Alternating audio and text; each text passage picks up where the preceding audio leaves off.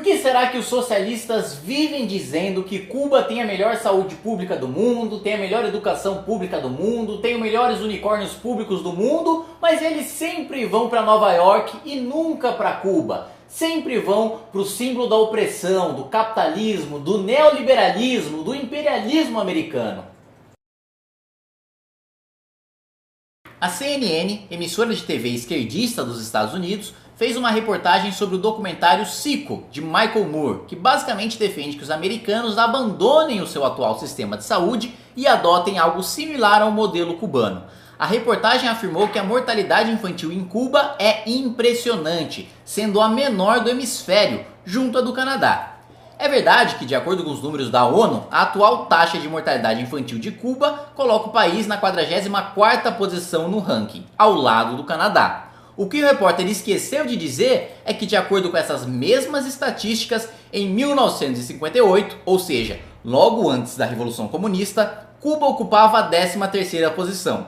Ou seja, a Cuba capitalista tinha a 13ª menor taxa de mortalidade infantil do mundo, ganhando de países como a França, Bélgica, Japão, Itália, Espanha e Portugal. Hoje, todos esses países deixaram Cuba lá para trás, fazendo com que a ditadura comunista caísse mais de 30 posições. Ainda assim, Cuba só ocupa a 44ª posição por causa de uma verdadeira política nazista. A cada 10 fetos nascidos vivos, 7 são abortados.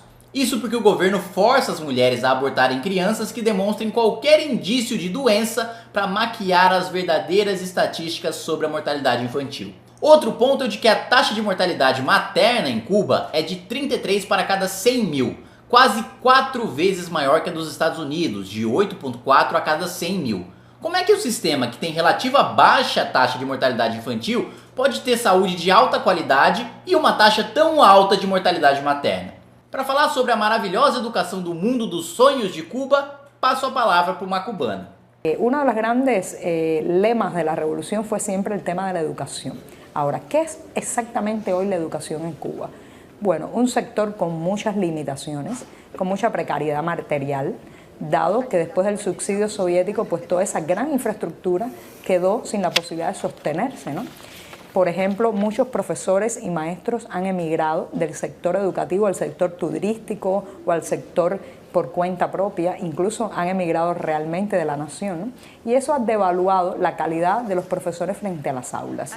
Exceso de ideología, exceso de formación para la creatividad, exceso de una formación para aceptar y sin discutir los conocimientos. Esos son de los grandes defectos de la educación en Cuba. Pois é, os professores são tão maltratados e mal pagos em Cuba que preferem trabalhar como guias turísticos. Para você ter uma ideia, o salário médio do setor educacional em Cuba é de 527 pesos, o que equivale a R$ 68. R$ 68, pois é. Sabe aquele seu professor que defende uma educação padrão Cuba e vive fazendo greve?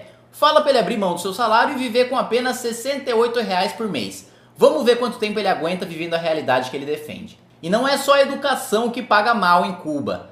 Tudo paga mal. O salário médio em Cuba equivale a R$ 75 por mês, enquanto no Brasil o salário médio nominal está em R$ 2.231. Algum defensor do socialismo pode dizer que lá eles recebem menos porque tudo é mais barato. Mentira! E uma mentira desmentida pelo próprio governo cubano. Como lá todos os preços são controlados, podemos encontrar o valor de tudo no Ministério de Finanças e Preços de Cuba.